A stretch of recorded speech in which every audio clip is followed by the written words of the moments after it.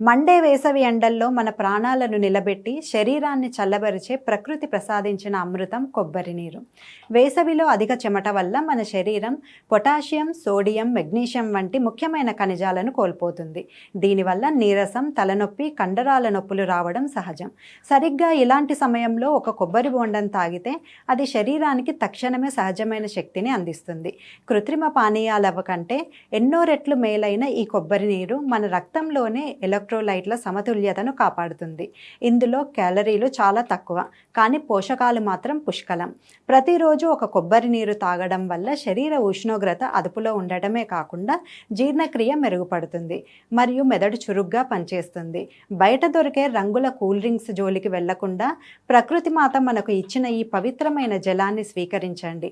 ఆరోగ్యమే మహాభాగ్యమని ఊరికే అనలేదు కదా. ఈ వేసవిలో డీహైడ్రేషన్ బారిన పడకుండా మిమ్మల్ని మీరు కాపాడుకోవడానికి ఇదే సరైన మార్గం.